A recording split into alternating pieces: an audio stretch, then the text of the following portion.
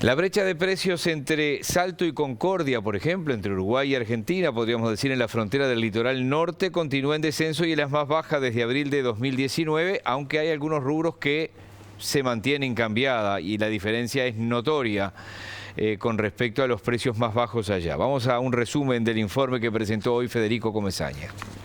Desde 2015 a 2024 la brecha de precios. Podemos ver acá, de hecho, en estos periodos, el periodo 2015-2019, la brecha nunca fue mayor a un 40%. Es decir, sí, es relevante, cada 100 pesos que valía un producto en Uruguay, un 100 pesos que valía en Concordia, 140 en Uruguay, es relevante. Ahora, luego de la pandemia, se disparó esa brecha y llegó a este 120%, 130% que vemos acá.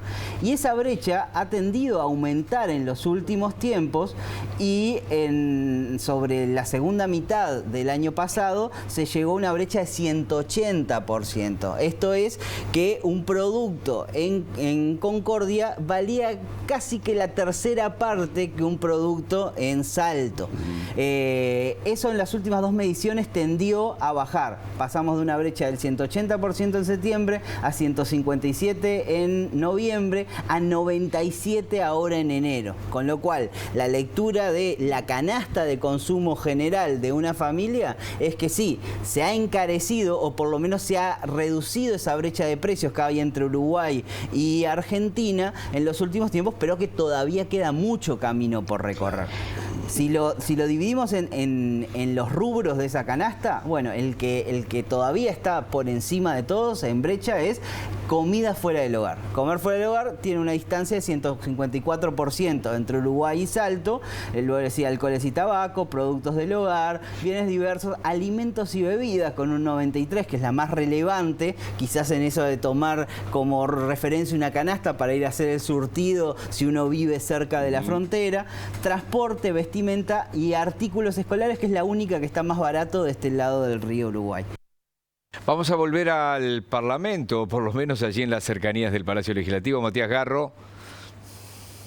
¿Qué tal, Miguel? Nuevamente y seguimos en tema porque hoy la senadora Gloria Rodríguez, emitió una moción repudiando la inhabilitación de Corina Machado a las elecciones en Venezuela, una moción que fue apoyada por los legisladores de la coalición. El Frente Amplio no acompañó esta moción, elaboró otra moción que planteaba que, ese aspecto se trasladara a la Comisión de Asuntos Internacionales del Senado y que fuera allí donde se discutiera. Estuvimos conversando con José Carlos Maía, legislador del Frente Amplio, quien justamente nos explicaba los motivos por los cuales no acompañaron esta moción que finalmente fue aprobada con los votos del oficialismo.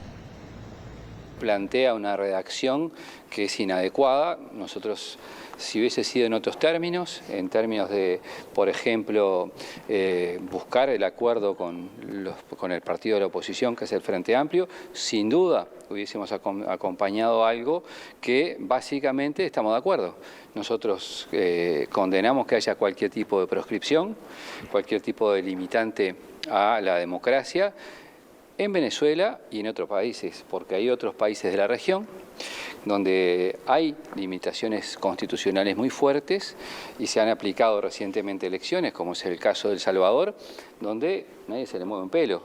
Y sin embargo, estas cosas suceden y si estamos hablando de garantías electorales, de libertades, es una cosa. Si vos estás hablando si me gusta o no la forma de gobierno o el régimen de gobierno, es otra. En cuanto a la sustancia, esa es la diferencia. Allí escuchaban a María que decía que no se cuestiona lo que sucede en El Salvador, ¿verdad? Gloria Rodríguez dijo que la situación allí es muy distinta, que hay un presidente electo democráticamente por una amplia mayoría y además destacó que la oposición no está cuestionando esos resultados. Pero no entiendo por qué El Salvador. ¿Cuál es el tema de El Salvador? Tuvo elecciones con la participación de todos los partidos políticos. No hay una manifestación de la oposición frente a los resultados. Sí hay una manifestación porque no están de acuerdo con determinadas prácticas del gobierno, principalmente por las políticas de seguridad, que son las manifestaciones que vemos. Los conceptos de democracia nuestras son muy diferentes a los conceptos de democracias del Frente Amplio. Para nosotros existe una única democracia y no democracias a medias y democracias justificadas. En el final les comento que el presidente de la República, Keila Kajipou, envió en esta jornada formalmente la solicitud para comparecer ante la Asamblea General el próximo 2 de marzo, día sábado. Ya hay algunas bromas entre los nacionalistas que bueno, van a tener que venir al Parlamento un fin de semana, ¿verdad? Si repasamos brevemente, el año pasado, en 2023, el presidente realizó un balance de la gestión y bueno, los anuncios estuvieron vinculados a reducciones en el IAS y en el IRPF. En ese momento, bueno, desde filas nacionalistas se evaluó la posibilidad de convocar a la militancia, pero tras un pedido expreso del presidente de la República, finalmente declinaron de esa iniciativa. Según fuentes del Partido Nacional, no se espera que la comparecencia del presidente en esta oportunidad tenga muchos anuncios, sino que va a ser un balance de la gestión, de lo logrado, ¿verdad?, donde se pondrá especialmente énfasis en la gestión del ministro de Transporte y Obras Públicas, con una inversión récord en lo que tiene que ver con infraestructura vial. Por otra parte, nos decían que el gobierno deberá poner el pie en el acelerador en lo que tiene que ver con el tema de vivienda, donde indicaron que el gobierno por el momento está en el debe. Este es el resumen a nivel parlamentario. Compañeros, ustedes continúan desde estudios. Bien, muchas gracias, Matías, por la información.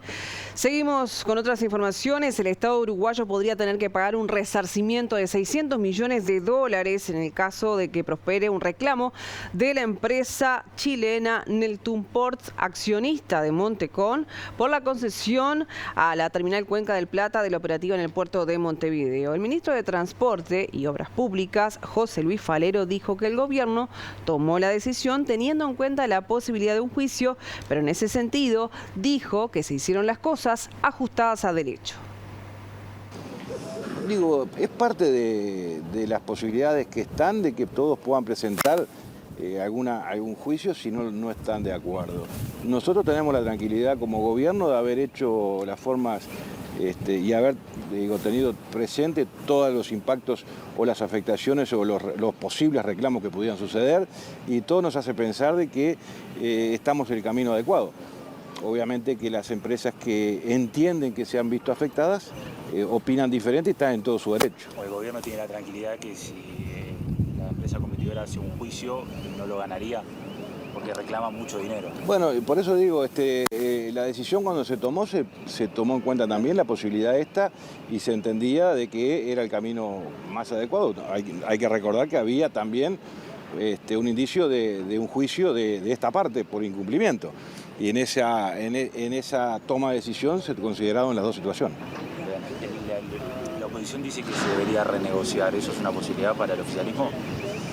En principio no. Por lo menos para nuestra cartera vemos que esto ha sido un gran acierto y lo estamos viendo.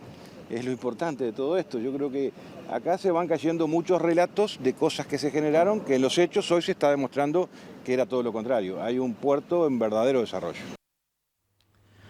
Nos vamos a otro punto de la ciudad ahora con Emiliano Whitman. Buenas tardes. ¿Por dónde andás, Emiliano?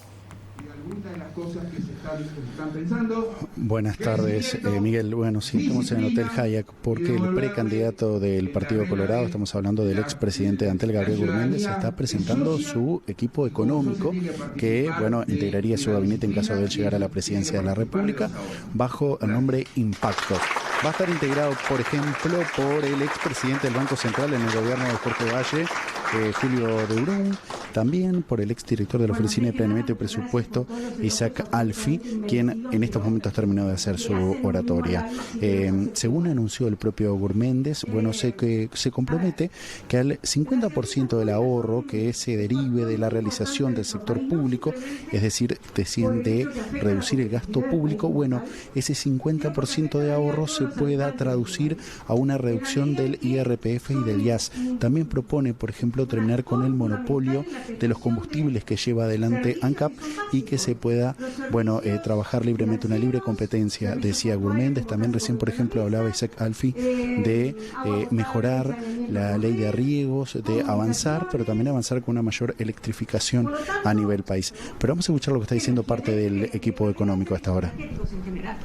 Es decir, está, no digo omnipresente, pero está muy presente en la vida de todos. Por lo tanto, no solamente tenemos que pensar en una mejora en la eficacia, que de hecho ya se ha demostrado hace muchos años que en términos de eficacia esto es cumplimiento de metas, con algunas excepciones, en los cuales este gobierno ha puesto énfasis básicamente en materia de saneamiento. La participación de las empresas públicas es muy alta en términos de cobertura de la demanda. Pero el problema lo tenemos ¿en dónde? Lo tenemos en eficiencia, es decir, gastar bien los recursos que tenemos. Y eso también pasa por una mejora en el sistema de gobernanza. ¿Qué significa el sistema de gobernanza en un gobierno corporativo? Es decir, no solamente estamos hablando de una clara asignación y responsabilidad de las funciones en términos del propietario, que en este caso es ejercido por el Estado,